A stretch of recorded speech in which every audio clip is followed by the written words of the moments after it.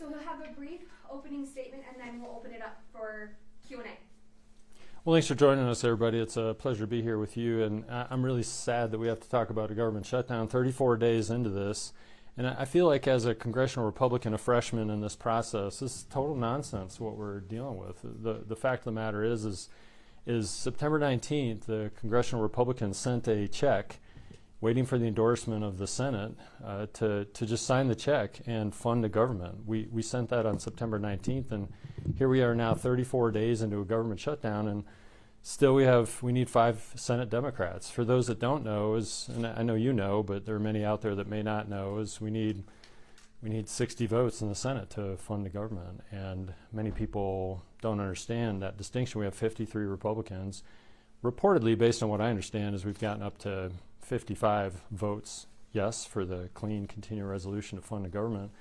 We need 5 more Democrats that are willing to fund the government, and I'm not supportive of these kind of shutdowns, using the American people and its government as a leverage point to try to drive a policy debate and discussion. I think is totally inappropriate. I know the Republicans have done that in the past. This is the first time the Democrats have done it.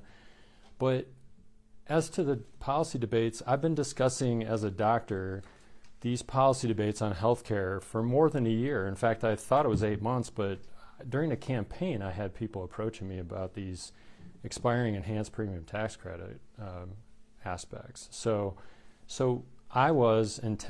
we were intent on having those conversations, and the government has been shut down. We can't have conversations in committees in regular order when the government is not in functioning in the way that it should. So I'm a big fan of opening the government up. Let's work on any healthcare policy or other policy debates and discussions that we want to have, but we should do it with an open government in a transparent fashion.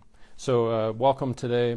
I'm certainly open to any questions you have about what's going on with that or anything else. You spent 45 days of your first term out of Washington, D.C., or not working with your colleagues. Are you growing restless of being out of Washington, D.C.? Do you think leadership should bring the House back, and do you think that there could be more productive ways of using this time? I believe that we should do the work in Washington, D.C. It's frankly a privilege to be with my constituents and working in the district.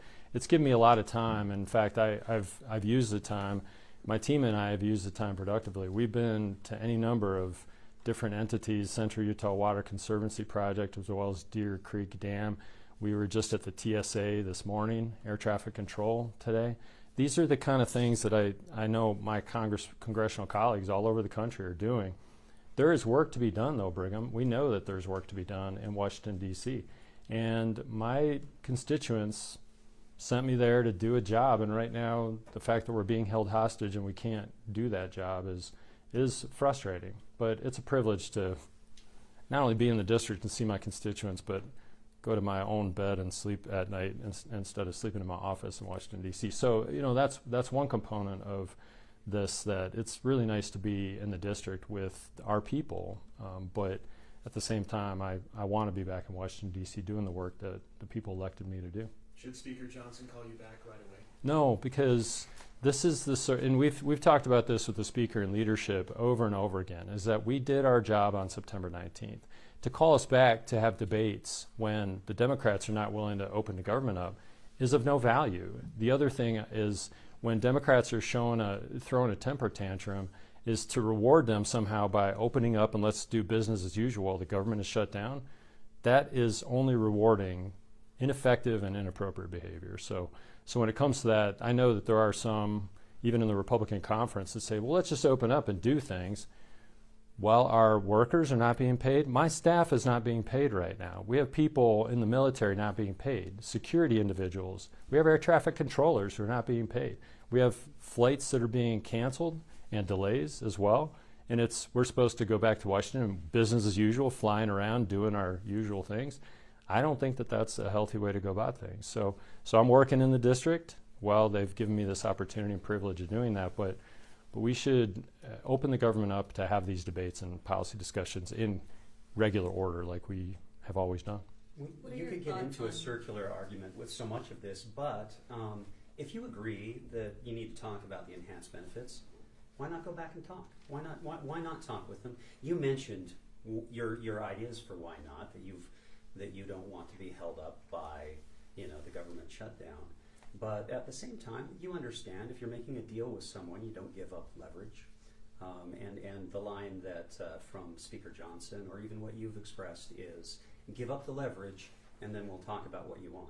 We have essential government workers that are able to work, but many of our committee staff, you would be advocating for them to come into work and not be paid for the work that they do. And then the question is, should Washington, D.C. be a voluntary organization? Should we make all of us just amateur, not professional, but we're just going to show up, no pay, and we just send people there to do work without any sort of formality associated with it? Many of the people that we need to help us in committees actually are professional employees right now that are not going to draw a paycheck associated with doing that. So the idea that we can go back and pretend that this is normal and acceptable while we are not funding these individuals almost is like, well, as a member of the Boy Scouts of America, I'm an Eagle Scout. It's a volunteer organization. Do we want to turn Washington, D.C. into a volunteer organization where people just show up out of the goodness of their heart to do things? That's not been that way for the entire time that I'm aware of with Congress. And I think it's beyond the pale to ask people to show up to work when we're not going to pay them. When, in fact, September 19th, we sent a check to the Senate Democrats to sign and fund the government. So Chuck Schumer and the Schumer shutdown is driving this whole thing. 5 Democrats is all we need. And if they'd be willing to do that, we can open the government tomorrow. But so far, they've been unwilling to do it. Have you talked with any Democrats? Have you talked to any Democrats since the shutdown? No, I haven't talked to any Democrats because there's nothing for me to talk with them about. I'm visiting with my constituents while I'm in the district. Nobody's reached out to me. I've not reached out to anybody specific. And that's another interesting thing about the enhanced premium tax credit debate is hospitals reached out to me for over a year. Insurance companies have reached out to me. But none of my Democrat colleagues have reached out to me until after the shutdown. And I've asked, out to them? for what purpose? Who's the linchpin of that discussion that I should reach out to?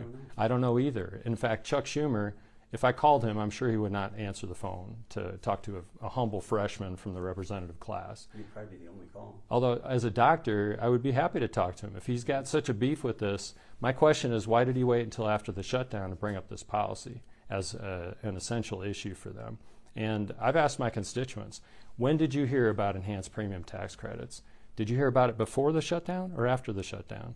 And I've not talked to one person that has heard about this until after the shutdown. So then the question is this shutdown just a ploy to draw attention to a particular policy? And if it is, and if we just open the government back up and we all just go back to work like usual, we're going to have a shutdown every month. Every time everybody's got a pet project that they want to have funded, we'll just shut down the government. So we're going to force a debate about what I want to talk about. That is totally inappropriate for us to drive policy using the American people and its institutions as a leverage point to try to force a policy decision. And I'm not going to stand for that. I have 8 children. I know what temper tantrums look like. And these are important issues, far more than just a child throwing a temper tantrum. But I'm not going to reward positive behavior, trying to act like everything's normal, when this shutdown is a nuclear option. And it's not something that should be used against the American people. But a lot of your constituents have 8 children, and they're going to lose their health insurance. They are not going to lose their health insurance. The Wall Street Journal published an article last week that suggested 93% of the people that receive these enhanced premium tax credits are going to receive them just like usual, and their premiums are not going to be more than $50 a month, in spite of what anecdotal evidence is brought by the media. There are going to be some. Look at the Wall. Have you read the Wall Street Journal article from last week? The actual numbers from the government. It's very clear. Very clear what? That the premiums are more than doubling. For how many people? I've got the numbers right here. So the Wall Street Journal, that's the article that I've send those. I'd love to look at those numbers. Okay. Tell me about them. Yeah, from KFF Health, a family of 4 making $55,000 a year would have paid $462 last year or this year for their insurance, and they would be paying $2,404 this year. I am committed to working on that in regular order. In fact, it's been. But that is a lot of money. That's a lot more. Oh yeah, absolutely. And I've heard from my constituents about that as well. And part of what I've advocated on a policy level, and I appreciate the question and the discussion, is we should have glide paths for these kind of programs. And in fact, the Democrats, going back to 2021 when they set this up, they're the ones that set the deadline for the end of this year. And that might seem like it's really impending. In Congress, that's an eternity for us to have these discussions. It seems like Congress, with as ADD as it seems like Congress is, they don't deal with anything until it's an absolute emergency. And to me, this is an essential issue for us to work through. And I'm committed, understanding how important these premium increases are to people, I'm committed to working those out. Not to negate the issue, but as we debate and discuss that issue, if you would like to tell me why 5 Democrats aren't willing to open up on the Senate side, the government, and then we can have these discussions, why is it that somehow Trump and Schumer and Speaker Johnson are supposed to go into a back room and sort these things out without regular order, without policy discussions and debates, without the people being able to see it transparently? That doesn't sound functional to me. What kind of glide path would you support? There are 10 House Republicans who have signed on to a year extension. What kind of glide path for ending?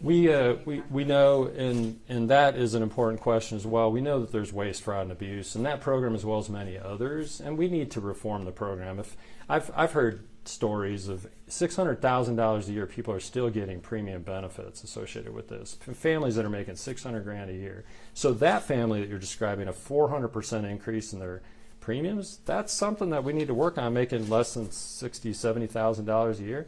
Absolutely, those people should have help associated with that. But we need to find how the program is working and where we need to make these refinements.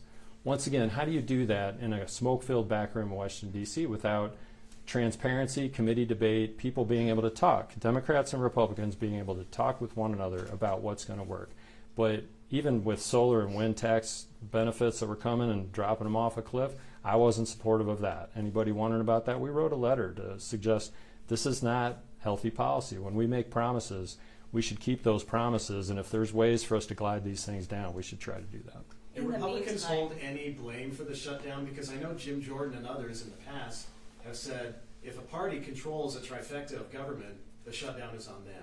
Is that the case here? I don't know why Jim Jordan would say such a thing. I have great respect for him. He understands we need 60 votes in the Senate, and unless they change that rule, which I think that's worthy of discussion as well, this idea that somehow 60 is better than 59, is better than 55, is better than 65. Where did that number come from? I don't know if it's in the 10 Commandments, is like number 11. It says you must have 60 votes to pass anything in the Senate, because it seems like none of our bills that we send from the House over to the Senate, actually, most of them don't seem to get through the Senate because it's hard to get those 60 votes. So if Jim Jordan said that, I don't understand why he'd say that. We know President Trump, the House and the Senate, Republicans control, but you need 60 votes, as you know well and the rest of us in this room know well. And we only have 53 Republicans. In fact, Rand Paul won't vote for this. We have 52 Republicans that'll vote for this. So we need 8 senators on the Democrat side that are willing to come along with. And I just think it's sensible. We should not keep the American people with their services. I mean, we're talking about SNAP just yesterday. Over the weekend, it's expiring. Today with the partial funding that the Trump administration with the $5 billion, I absolutely. So I was asked that question last week, and I didn't know there was a $5 billion pot of gold sitting around. That it's like we're $38 trillion in debt. I didn't know we had $5 billion sitting around here in the state capitol. That means something. In Washington, D.C., that's couch cushion change. It's ridiculous how much money we spend over there. But they're very supportive with these judges, especially reportedly, too, have ruled that we can use that $5 billion contingency fund to help feed hungry people.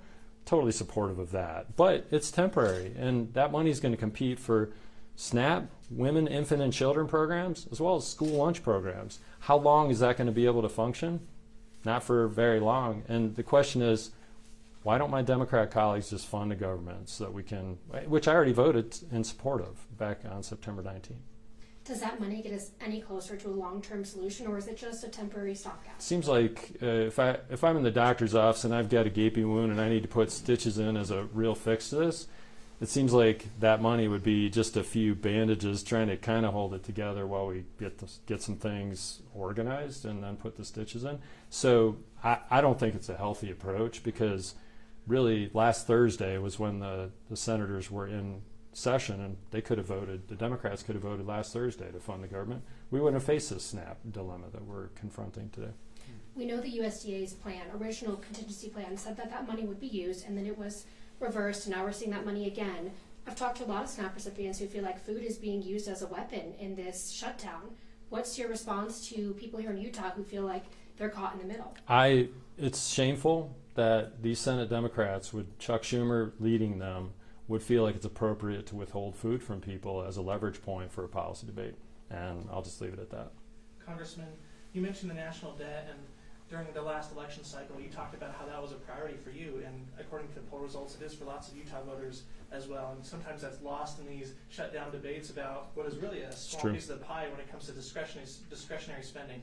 So interest payments are now $1 trillion a year. We're seeing this run out of control. So I'm wondering, what are you doing to make this a priority, and is Republican leadership in Washington, D.C. willing to make those hard policy or decisions about, cutting spending in some of these welfare programs that are mandatory and or raising taxes? Thank you, Brigham, for that question. The regular order budget process is something I am deeply committed to, and I know Speaker Johnson and the House Republicans are committed to that as well. There may be others committed that I'm not aware of, but we have already passed out of the Budget Committee 12 out of 12 of the appropriations bills, and 3 of those have passed off the House floor. And the welfare programs driving debt you don't vote on, right? If you're talking, what are you talking? Social Security, Medicare, Medicaid. Social Security. You talked last election cycle about these things driving the debt, and I'm wondering whether there's a political will to address these actual kind Medicaid of was addressed in the big beautiful bill, and I'm proud of that fact. In fact, I have evidence there's 1.4 million illegal aliens on Medicaid right now. So we're working on that entitlement reform, which is a big part of the national debt. The other things right now, we need to open the government to have these discussions, but regular order budget is what I'm focused on. We need to do regular order budgets, and what that means is that we have debate and discussion, and they all have to start in the House. That's something that many people may or may not know, is we start them in the House, we send them over. So we've passed a quarter out of the House over to the Senate, and there's a conference committee that's been voted. So we're working on regular order budgets, which is one of the ways for us to actually get our deficit under some semblance of control. I remember, and I think many in this room and many listening to this and maybe reading this, is back in the day, it's not that long ago, 30 years ago, that we didn't have a deficit. We had a surplus. That was during President Clinton's time. I'm proud of that fact, and it makes me hope that our 30-year mortgage, maybe we can pay it off at some point, but COVID blowout spending has been terrible for us. So a sensible approach to how do we spend money, and through the budget process, House and Senate working together, that was one of the reasons why we did this continuing resolution back in March, and then we asked for this one back on September 19th, was so that we'd have time to actually work on these regular order budgets. And at this point, I'm privileged to work in the district, but we should have been working on regular order budgets for these past 4 weeks that we've been shut down. The other thing you don't get to do is oversight when you're here in the It's district. true. And there's some big things happening. The military action in the Caribbean Great and point. the Pacific, and now there's a threat to Nigeria that came out. And who knows where that might Those go. are important points, and some of my national security expert friends are telling me that there are other things that are not even openly publicly discussed that are put in jeopardy by not paying government workers, not allowing people to come in and do the work that they normally would do. And we may have international adversaries that are continuing to march forward while we shut down, putting us in security jeopardy, let alone the air traffic controllers who are working as a volunteer firefighter organization to come in without pay. One of the things that we've done, and this is only a token, we went to the air traffic controllers this morning and delivered them some delicious crumble cookie, which this is not a promotional, but I love crumble cookies. They're amazingly delicious, but not good for your health. So it's just, if you're trying to work on being healthy, don't go there. But you can go there occasionally and still be healthy if you want. But we deliver crumble cookies to these people, telling them thank you from their congressman just for the showing up to work and being willing to do that without a promise of pay. So I am very concerned about the safety and security of this, which is one of the reasons why I've, along with Dusty Johnson on the House side and Ron Johnson on the Senate side, the No Shutdowns Act is something that's very sensible. Is we should pass that so that if there is the threat of a irreconcilable budget issue, that we get an automatic 2-week funding of the government, and then if we fail to get a budget in that 2 weeks, there will be another automatic 2 weeks, and we can continue to work that process forward until we get a budget resolution. So I'm totally supportive of that. I think this weapon that's being used by the Democrats right now, it is not a weapon that the American people should support. I certainly don't support it. You talked at a presser a few weeks ago earlier on in the shutdown about the idea of proposing a bill that would ban government shutdowns. Is that something? That's what that bill is. And have you actually introduced it? It's actually been introduced by Dusty Johnson and Ron Johnson. Okay. Yeah, it's Okay. and I've co-sponsored it. Absolutely, yeah, totally supportive of that. And then no work, no pay. As Congress people, they should not be paid. If they're not going to go to work, shut down, furlough government workers, furlough the pay for the Congress people as well. And that's one. Senator now Senator Curtis and myself now as the representative. He's proposed that before. It's not gone anywhere. I'm proposing it now. I just think if we're going to put hurt on other people, we should suffer the hurt ourselves. What are you doing with your salary right now? It's been off to the side. I've voluntarily said I'm not going to take a paycheck until my government employee colleagues and constituents are going to be paid. You know of other lawmakers who are doing the same? Yeah. Should the Senate get rid of the filibuster? As I said before, the 60 vote threshold is really interesting, and it seems to be a real struggle for us. Why not 55? Why not 53? What about 58? What about another number? What about carve-outs for budgets? If you can pass it with 55, why not? But other debates, you need 60. What about other debates? Put it up to 75. I mean, these numbers, to me, I see numerous possibilities with that.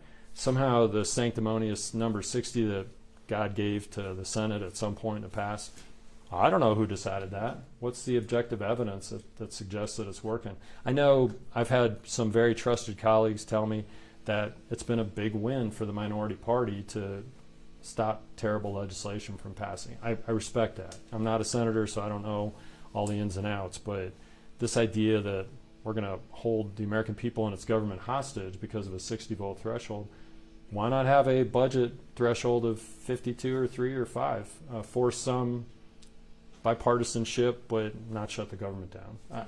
I think we should reduce the likelihood for government shutdowns. Whatever we can do, we should have those policy debates. Do you think that could come back to haunt you? Should you find yourself in the minority sometime in the future? Well, I'm in the House right now, so are you suggesting that I'll be demoted to the Senate at some point? I don't know. You're speaking on the Senate rules, so.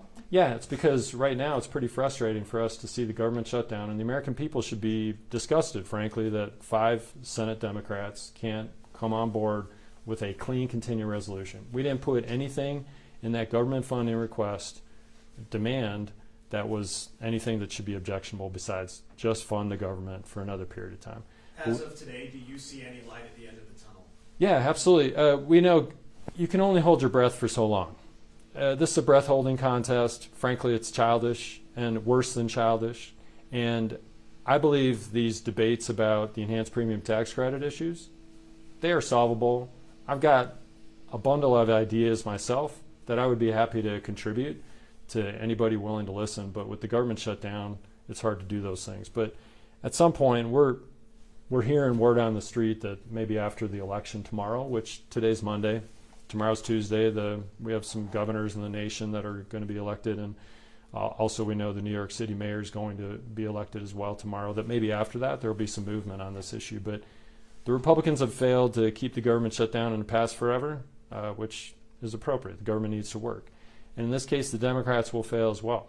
The government will reopen. And my expectation, I said naively maybe 4 weeks ago, I think it'll be 3 to 5 days, 7 days. I expected better of my Democrat colleagues. I just expected sensible approach to this, that shutting down the government is not worthy of policy manipulation and holding people hostage that way. But I'm really disappointed. We've seen the Senate Democrats hold firm for whatever reason on this demand that they're going to shut the government down for this policy debate. But maybe next week we'll get back to work as we should. But in the meantime, I don't think congressmen should be paid, and that's why I've opened the no work, no pay bill. As a doctor yourself, are you concerned about the broader health implications if health insurance becomes less affordable?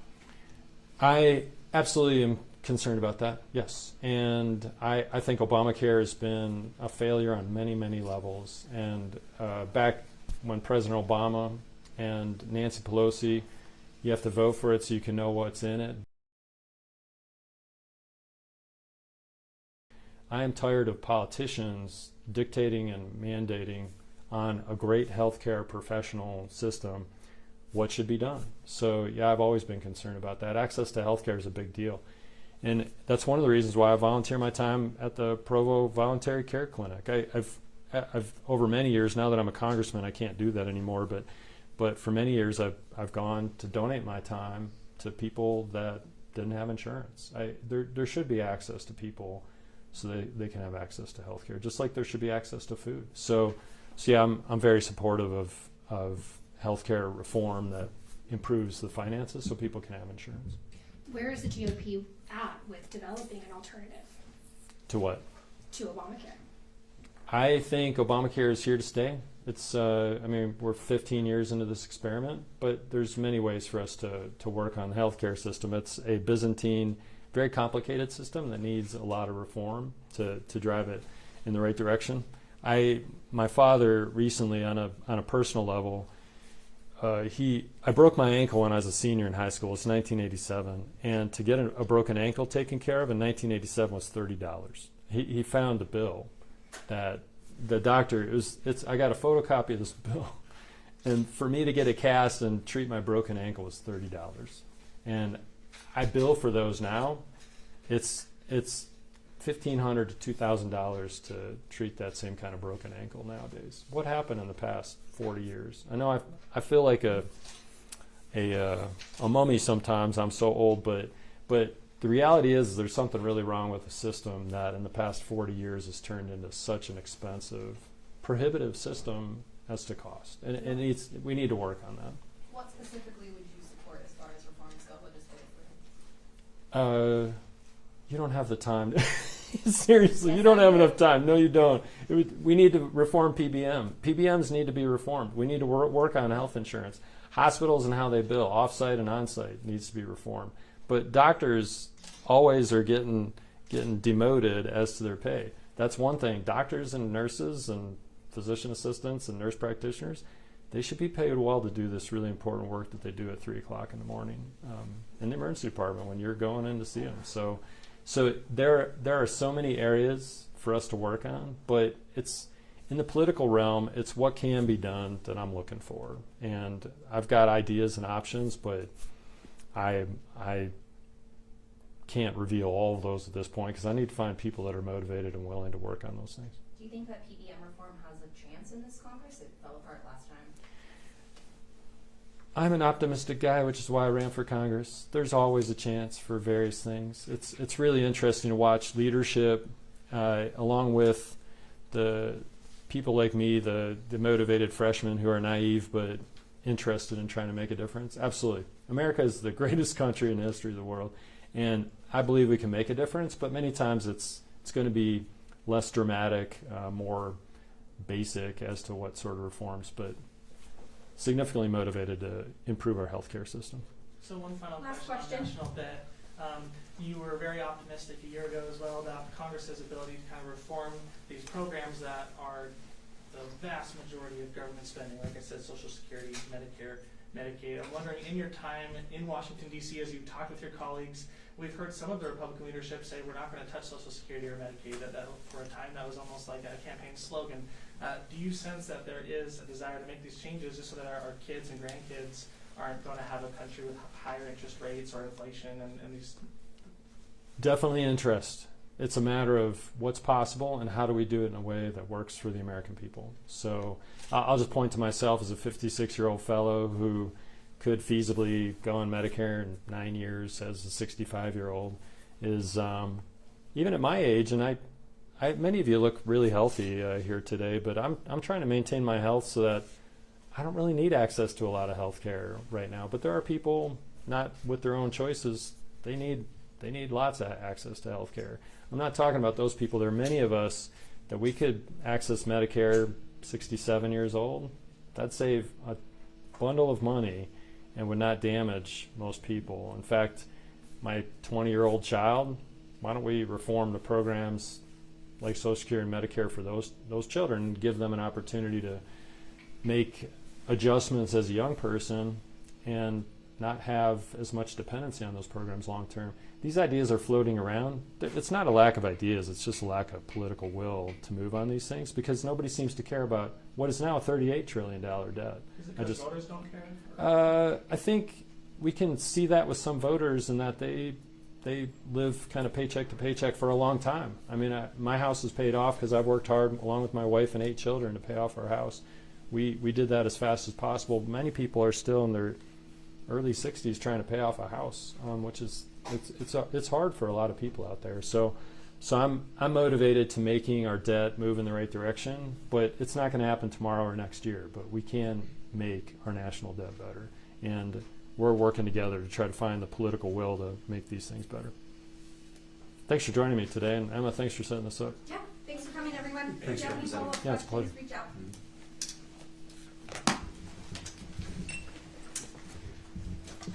How do I disconnect from all of these? Thank you, sir. Oh, they're permanent. Yeah, exactly. I got to walk around all day mic'd up. Thanks, Thanks, sir. Thanks. Appreciate it. Yeah, good talking to you. Congressman, my name's Leigh. I'm new with Channel 2. I've been sending you Oh, here. good. Nice Well, to meet welcome. you. Thank you so much. Good to see you, brother. Good to see you. Yeah, put some strings together and they'll tangle.